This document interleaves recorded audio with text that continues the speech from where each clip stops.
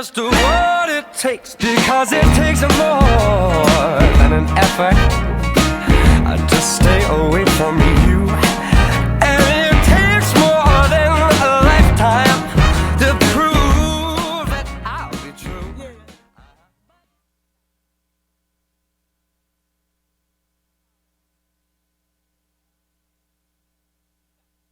Ladies and gentlemen, welcome to the 2019 PEN America Literary Gala.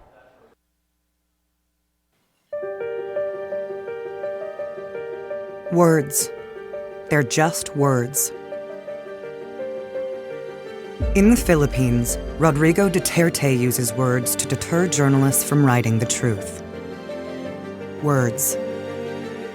In Turkey, journalist Ahmet Altan is serving life in prison for speaking about history. Iranian lawyer Nasrin Sotoudeh was imprisoned for defending protesters. And Saudi journalist Jamal Khashoggi was tortured and murdered for writing about repression in the Middle East. His fingers were severed, one by one. Words. Ukrainian filmmaker Oleg Sentsov criticized the Russian government. Egyptian poet Galal El-Bahari wrote a song and a book. Uyghur professor Ilham Tohti launched a website. They remain in prison. More than 250 journalists around the world were in jail in 2018. Words. Vladimir Putin uses them to rewrite history. Laws in Russia restrict free expression. Dissenters are labeled foreign agents whose actions are justifying terrorism. Criticism of the state is called fake news. And it's not just over there.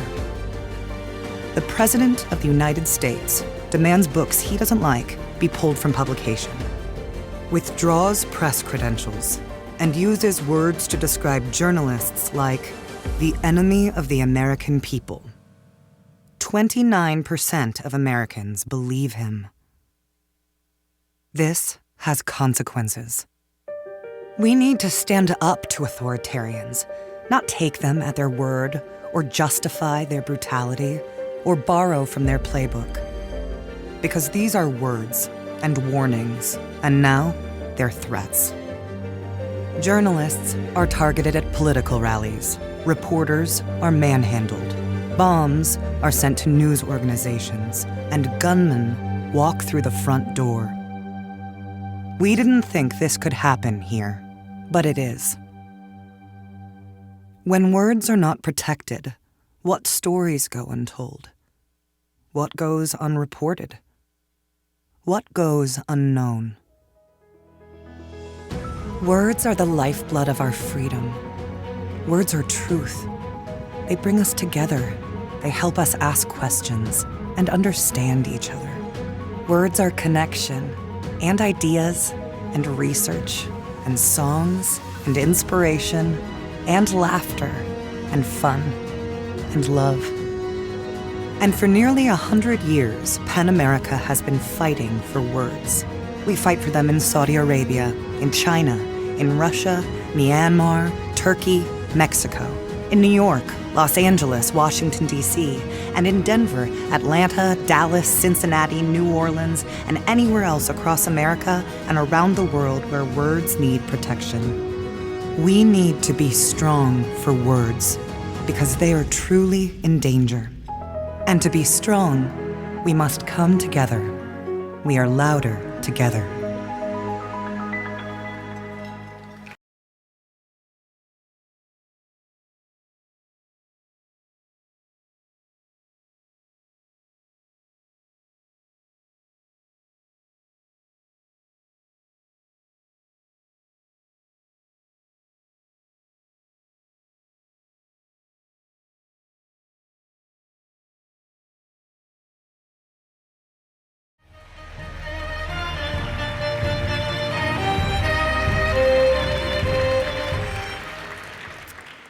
I'm Jennifer Egan, president of PEN America, and I want to welcome everyone here, my fellow writers and our advocates and allies. Thank you all for joining us tonight to champion literary expression and insist upon its cultural and civic value, both around the world and here at home.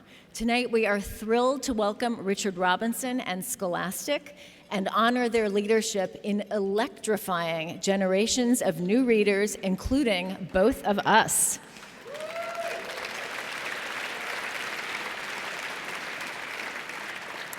And I'm Suzanne Nossel, I'm the CEO of PEN America. And before we move on, I just want to take a second and ask all the writers in the room, whether you're a literary host or you're a journalist or you write in your pajamas at home, but all of you to stand up for just a minute and be recognized.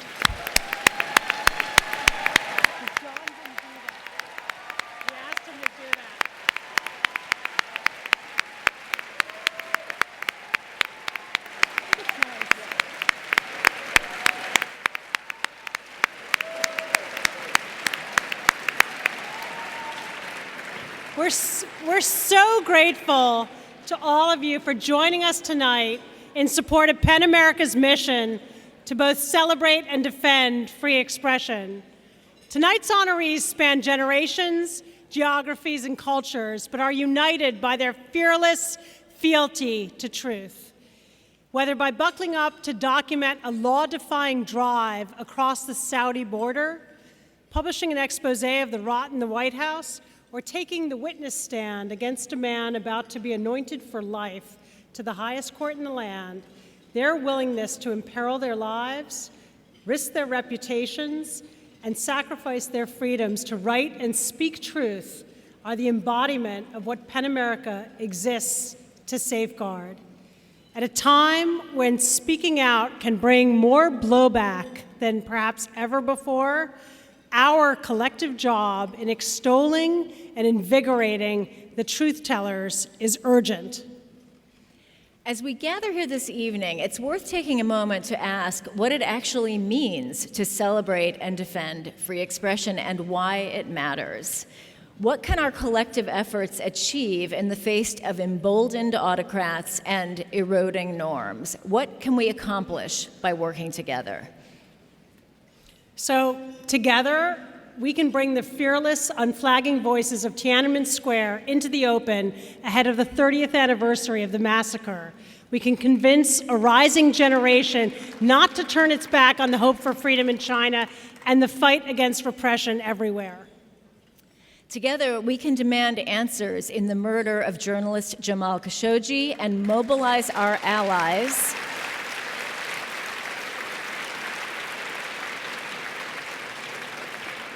to ensure that sham trials in Saudi Arabia aren't rubber-stamped and that the quest for true accountability continues.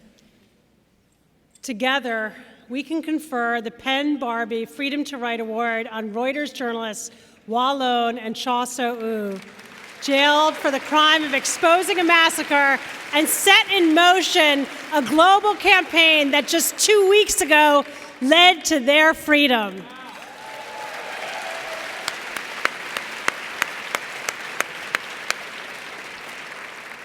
We can build and fortify Myanmar PEN as a force for free expression in a country that continues to dash our hopes for a democratic breakthrough.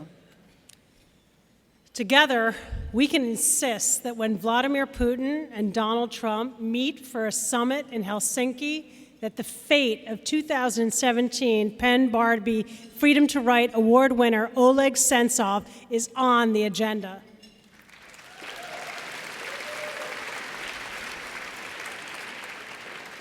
We can testify before Congress about how to ensure that a rising generation of college students doesn't become alienated from the very concept of free speech.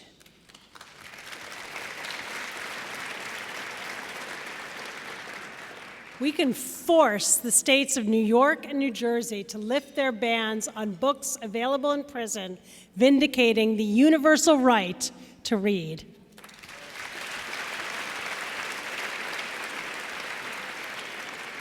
We can stand up for professors who endure threats and trolling for speaking their minds and pressure their universities to have their backs.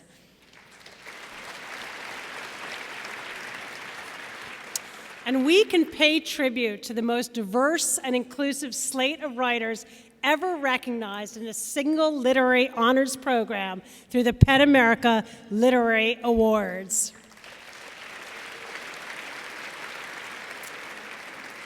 We can empower women, people of color, LGBT writers, and everyone targeted by the censoring forces of online trolling and push back using the PEN America Online Harassment Field Manual. We can mentor incarcerated individuals to express themselves in writing and tell their stories, opening our eyes to life on the inside. We can enable young, undocumented dreamers to be mentored by established writers and develop their own voices through poetry, prose, and fiction. And with our new Los Angeles office, we can mobilize Hollywood to resist censorship from foreign governments and widen the pipeline to pull in excluded voices.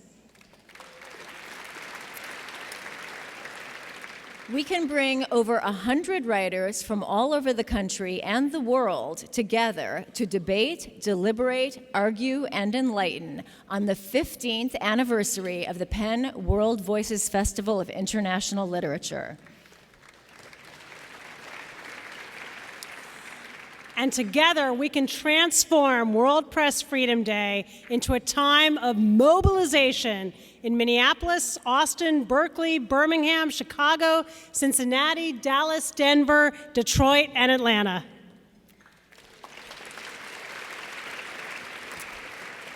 And together, we can sue Donald Trump for his threats and acts of retaliation against journalists and the media, and we can demand that a court step in to defend the First Amendment.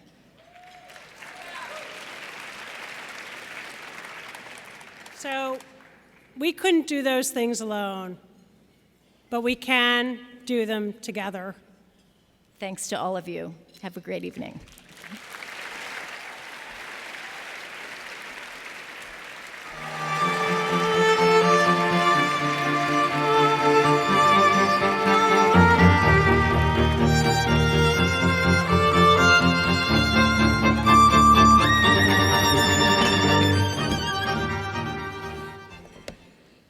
Good evening. It's my great pleasure to be here tonight celebrating freedom of expression and the right to read. I'm proud to present the award for the 2019 Publishing Honoree to Dick Robinson.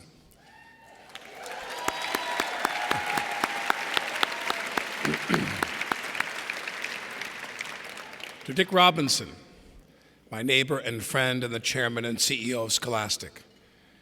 Dick is someone who exemplifies PEN America's mission, a mission that resonates deeply with me personally as we continue to fight for a free press and to acknowledge the importance of freedom of thought and creative expression. The work PEN America does has been crucial over many years and is even more important right now.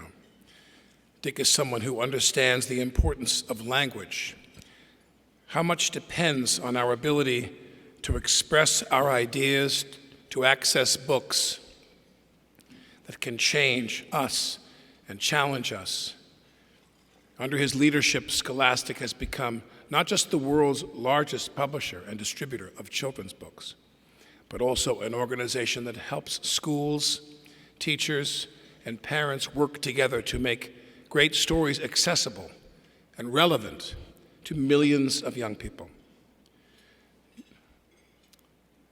Dick has an enduring commitment to helping all children find the books that inspire them, represent them, and inform them. His mission, reflected throughout Scholastic, has helped launch some of the world's greatest authors, but also the books and magazines and educational programs that teachers use in classrooms to help reach their students.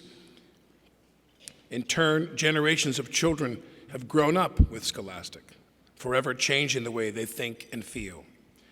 To understand the world is challenging for young people, especially now, when there is spreading confusion about what news and information can be believed, topics that have formed a focus for the work of PEN, who offered this comment about Scholastic, quote, "The company stands out as a trusted source that is apart from politics and partisanship, producing books that are read in red states as much as blue states, and creating an essential foundation of fact-based insight for generations of young people.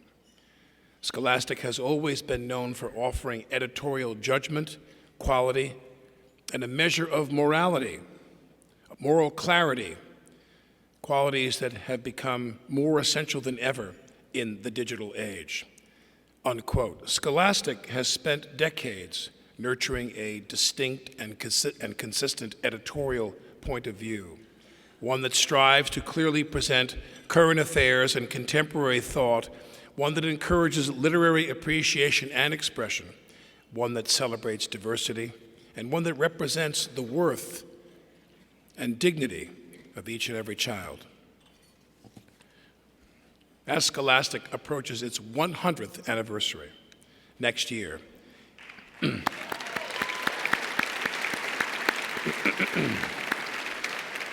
As Scholastic approaches its 100th anniversary next year, it would be easy for Dick to look back on all he and his father, the founder of Scholastic, have done to help generations of American children and the world think and understand better. But if you know Dick at all, you know he doesn't look back, he only looks forward.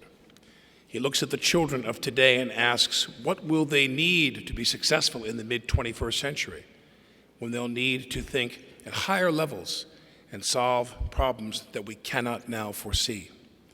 What is certain is that reading great books will give them the necessary skills of heart and head to prevail in the future world. From the enthralling post-apocalyptic tale of The Hunger Games by Suzanne Collins,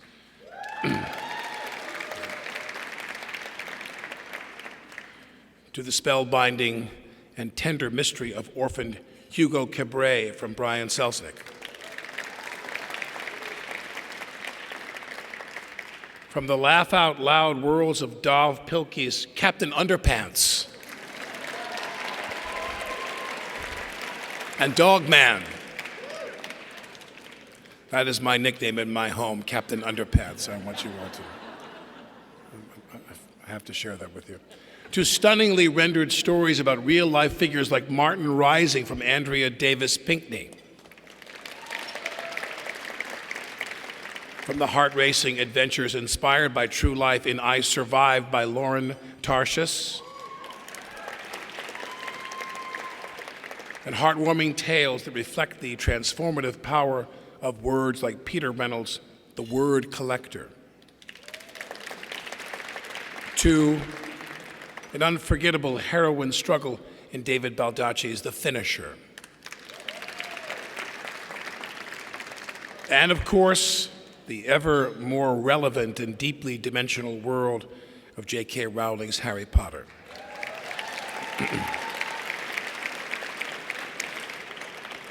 Dick Robinson has helped to bring these worlds to young people in homes and schools across the globe and into their hearts forever. These brilliant authors and illustrators are here tonight to celebrate Dick and his remarkable journey. Unfortunately, J.K. Rowling could not be here in person, but she sent this special message that I have the privilege of reading to you, Dick. Dear Dick, my heartfelt congratulations go to you this evening for being honored by PEN America for your incredible service to publishing and, more importantly, child literacy. 20 years ago, you helped change my world, and who could have imagined back then what a journey it would be? Working with you and the team at Scholastic on Harry Potter has been one of the most significant and meaningful partnerships in my life.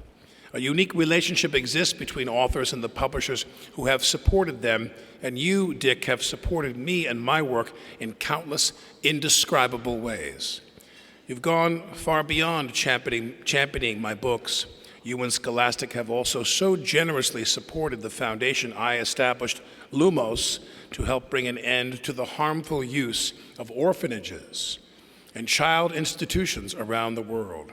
You've centered your life and your business around the fundamental belief that every individual child should be enabled to develop their potential to the fullest possible extent, and that a key part of that is the ability to read and to discover other worlds through stories. I'm just one of the people who was incredibly grateful to you for having made this your mission. Truly, there was no one who deserved this honor more. Thank you, Dick, for all of your support over the years, and again, many congratulations, J.K. Rowling.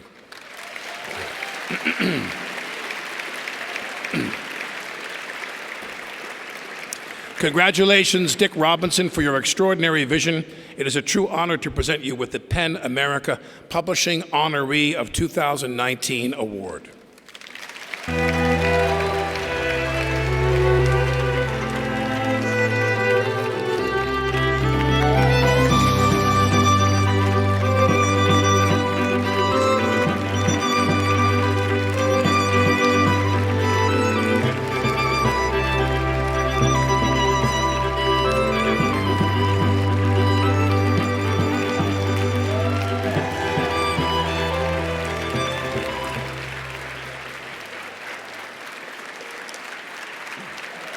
Wow.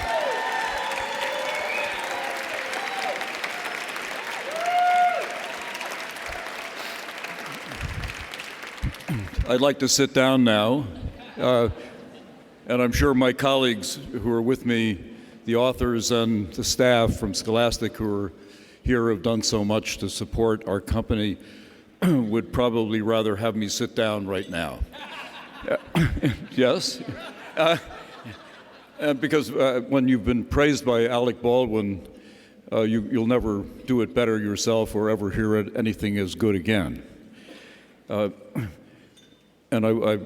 normally I see him in his T-shirt across the hall with his beautiful children and Hilaria, and I love to see the children every morning because it reminds me of what we do at Scholastic. But then he'll say once in a while, say hello to Mr. Robinson. And they dutifully look up and say hello, and then somewhat nervously, and then go back to their wonderful family and play and have a wonderful time in the day. And I go to work feeling so much better having seen them and this wonderful couple and this great man that has just introduced me. But since I've been invited to say something, I will try to underline some of what Alec has said about me. I'm a huge fan of Suzanne Nossel.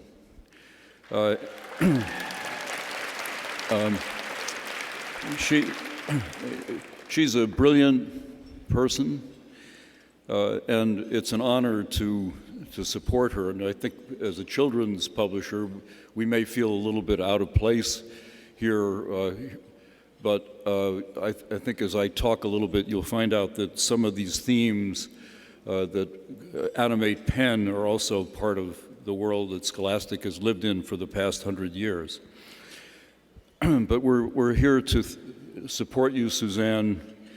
You are a brilliant leader, and help you to protect speech and journalists around the world, and more broadly support the rights of the individual, not only to be heard, but to be central to what we believe in. This regard for the individual was beautifully captured by Jo Rowling in her most generous comments that Alec just read. And as Alec has also kindly pointed out, the reason PEN is recognizing Scholastic tonight is really to shine a light on the mission of our company to help young people understand themselves and the world. Or in the words of Sebastian, a 10-year-old student in Chicago public schools who wrote to me this last week, quote, "I read to learn the things I do not know." The way we carry out our mission is through helping kids to read, both for inspiration and for understanding of how the world works. Reading, as Alec said, is about heart and head, passion and analysis, stories and information. For nearly 100 years, our familiar classroom magazines have brought information to young people at almost every age and grade level. And at meeting Anita Hill, she said, "Yes, I got those magazines when I was a child in rural Oklahoma." And so many children have got their information that way. Now, print and digital, with total circulation of 15 million, these magazines reach kids each week in nearly half of the classrooms in America. Written with a balanced approach, welcome in both red and blue states, these nonfiction resources help kids develop the skills of discussion, argument, and logic, and so to understand that while people may differ on important questions, they can resolve disagreements through discussion rather than mere assertion. Thank you. And that's what you've just responded to there is what particularly attracted PEN and Suzanne this year to honor us, knowing that the basis of our democracy is being challenged. We just heard that from her. And that the ability of young people to develop a fact and reason-based approach to the world is critical to our future. The history of Scholastic in this area has often been controversial, and we have been banned in schools in the 30s and the 50s for being too soft on communism, in the 40s and the 60s for promoting liberal views on race, civil rights, and the Vietnam War, in the 70s for articles on student rights, not a popular subject in schools, and in the 80s and 90s for climate change, and in the 2000s for the Iraq War. But despite these controversies and temporary bans, schools have relied on the balanced approach of these magazines to help young people gain basic knowledge about their world, with the larger goal of helping kids know how to build and maintain a fragile democracy. The second part of Scholastic's mission is through our books created by the authors here and supported by the staff that has done such a wonderful job for kids all over the world. The power of literature and great stories to help us understand who we are and who we can be. From picture books like Clifford or Happy Dreamer to novels like Harry Potter and, of course, The Hunger Games, Suzanne Collins being here, kids discover how to be curious, courageous, or resilient, to recognize good and combat evil, to see examples of love and hope as well as of sorrow, and to understand how human choices define who we are. By publishing and distributing through our clubs, fairs, and trade more than 300 million copies of thousands of different titles each year, Scholastic makes available great stories of the human heart and also books that make us laugh out loud, Dave Pilkey, prompting kids to choose and read books that help them discover who they are.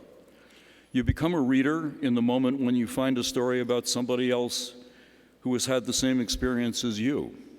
And suddenly you feel exactly like the character in the book, whether Hugo Cabret or Dogman.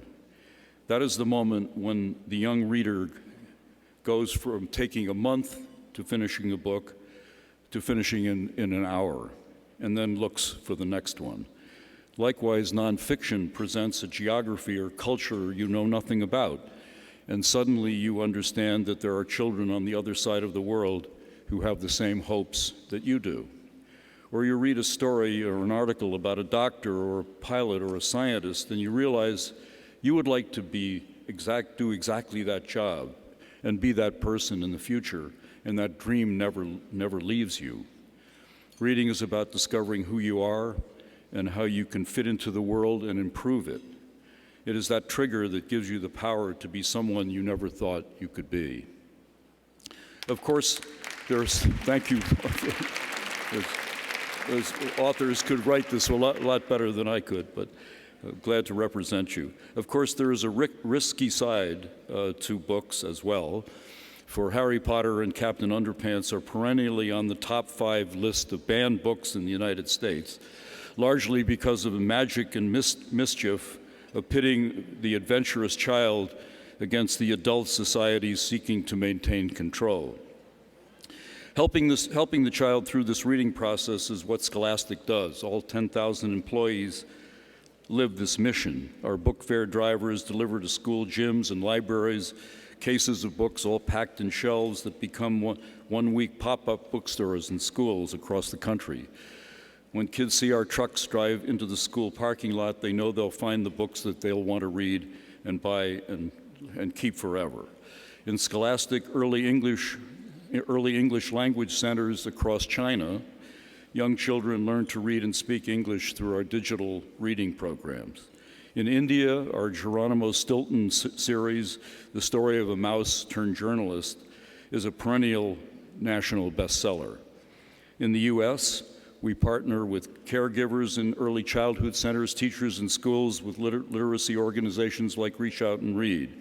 And this summer, we'll provide Scholastic Lit Camps for 8,000 kids in New York City schools, a new approach to summer school where kids can read books for pleasure with mentors. And with the Yale Child Studies Center, we are researching how reading builds resilience in children. All of this is about action and activity, making reading active instead of passive, communal as well as independent, promoting the excitement and fun reading brings, emphasizing the story, the ideas, and the sharing.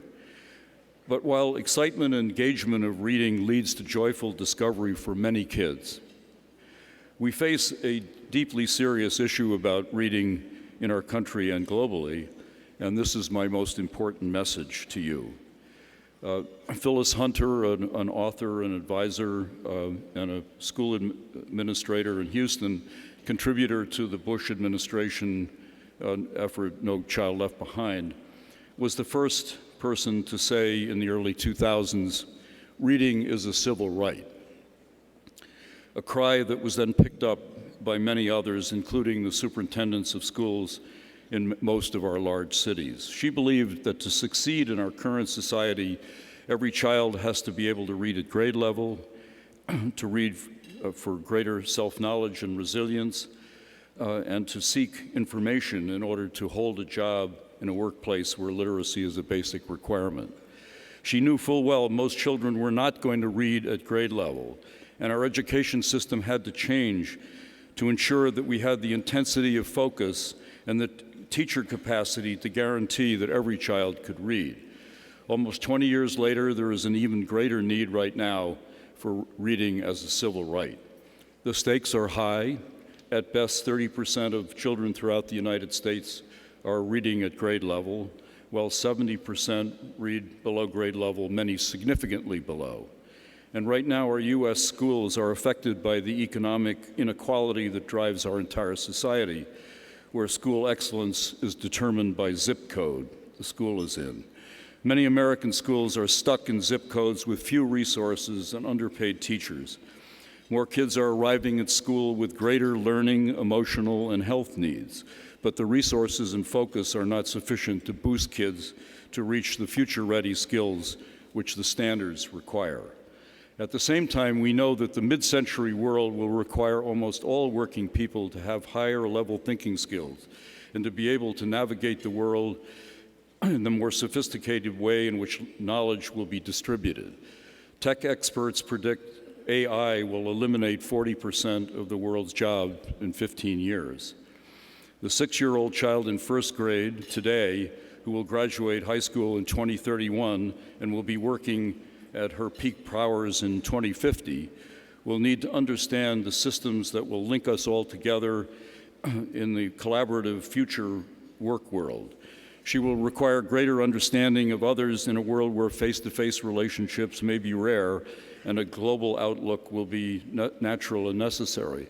Without knowing precisely what the jobs of the future will be, we know that people will require the ability to communicate and partner in a way well beyond what we're doing now. And while reading, thinking, and literacy will be operating at far higher levels, everyone will also need to understand much more science and technology to be successful job holders in the world of tomorrow. And these future-ready skills will need to be taught in our schools right now. This is why our company, in its 100th year, is calling for a reading revolution to direct more resources to help kids in all schools, but especially the less affluent, to experience the learning focus and intensity which will help them be part of the society of the mid-21st century. Without this revolution, many of our future citizens will not be able to contribute significantly to the learning and knowledge society of the future. Through this reading revolution, we can and must provide schools with far greater resources and much more intense focus, determination, and will to ensure that all kids develop their passion and skill for learning more, reading more, and understanding more so that they can be part of the future. Reading is a civil right, and this is our message tonight. And this civil right, the reading revolution, can be summed up again through the words of Sebastian, the 10-year-old Chicago boy who says, "I read to learn the things I do not know." Thank you.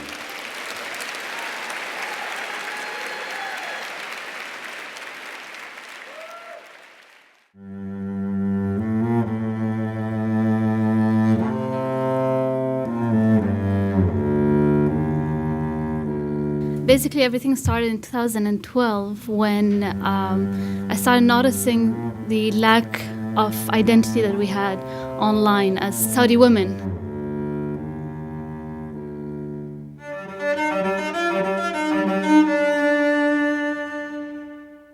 In Saudi Arabia, my gender decides whether or not I can enter certain ministries, what I can major in college, and if I can name my own child.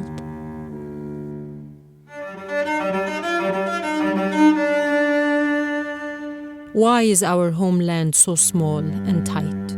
And why am I considered a criminal or an enemy that threatens it? I was never but a good citizen that loved her country and wished the best for it.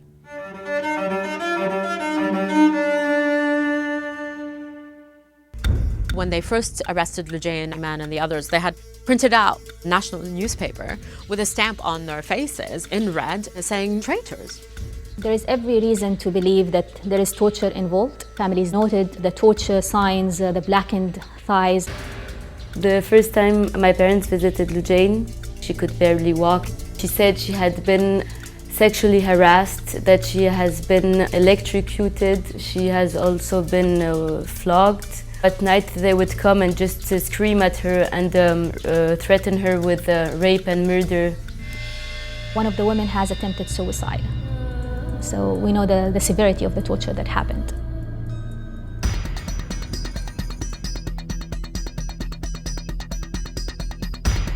Saudi Arabia is one of the most repressive countries in the world. I mean, this is a government that will stop at nothing, and we know that, to silence its critics. When King Salman came into power and Mohammed bin Salman became the crown prince, it escalated to such an extent that the red lines that you thought you could maneuver no longer exist. People are disappearing and there's no logic to it.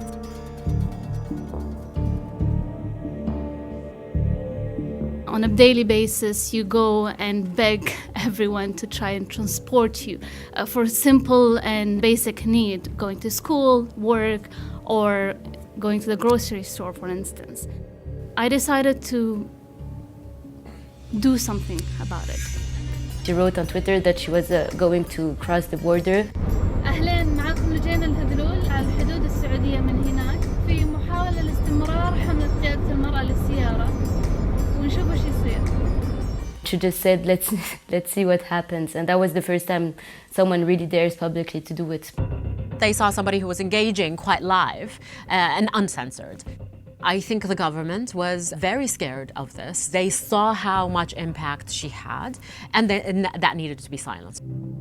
If I drive my car as a woman, I am not only breaking a social taboo, but also entering into a discussion of whether or not I am breaking the law and challenging the government. Eman Al-Nafjan is an amazing person. She's a linguistic professor. She's been blogging in English since 2009, basically doing everything that she can as a mother of four and as someone who's very passionate about seeing the people of her country be more empowered. The courage of these women, and they're at the cutting edge. Each one of them has taken advantage of the opportunities of the internet through social media, through blogs, to make their voices heard. Very often, these are the writers who are getting into the most hot water. These women wrote strenuously for years opposing the ban on female driving in Saudi Arabia. They were arrested and jailed, and then the ban was lifted. Why would you arrest female activists, feminists, who are campaigning for women driving, as you declare that you're going to lift the ban on women driving? I think it's a matter of control. They want to control the conversation in the country. Saudi Arabia is one of the United States' closest allies. The rights of women like these need to be brought to the heart of it. We can't simply look the other way when women's rights are being violated so brazenly. The Freedom to Write Award will kick off a year-long intensive global advocacy effort. Of the 44 writers PEN America has honored, 39 have been released. It's a sign that raising this kind of ruckus actually can work. I think if we continue to speak out for them, then it's harder for the Saudi government to forget about them, to silence them, to silence their families. I think it's really important for them to feel like they're not forgotten. One thing I'm really sure of is that we stayed silent for months and it didn't help them. Take my life, time, health, and all that I own if that is for the benefit of my country. Take my present, future, and all that I love if that satisfies you, and if it's for the good of our people. But don't take away my right to life and freedom and dignity. Don't take away all that I have dreamt of and striven for just to be a scapegoat for the benefit of another. Silence won't keep them safe.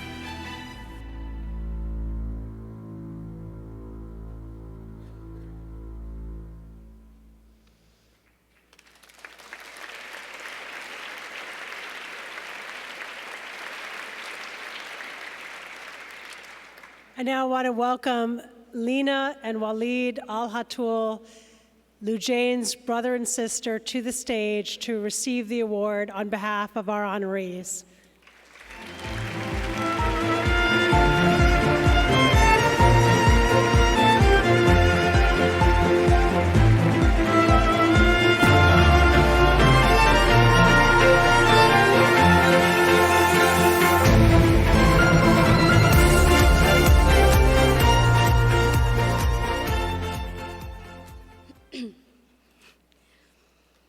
I would like to be remembered as a person who wanted to be free, so other people would also be free.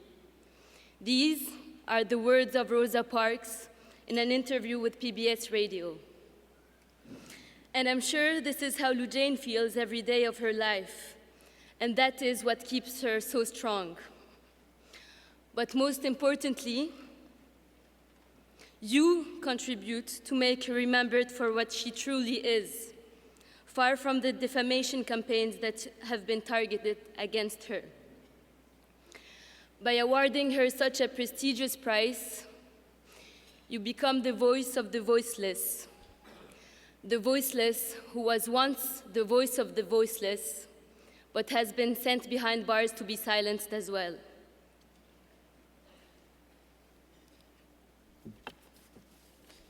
The idea of knowing she's not forgotten and that people still stand with her is the strongest breath of freedom she can inhale when everything else has been made to break her. We want to thank you, PEN America, for publicly standing with us. We want to thank you for standing with humanity.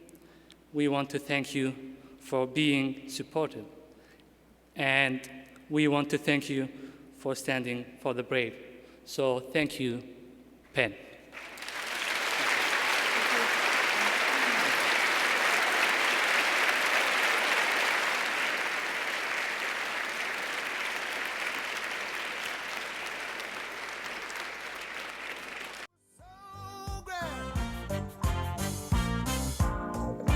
Now that we parted, and there's one thing that I just can't stand. I can't stand the rain against my window.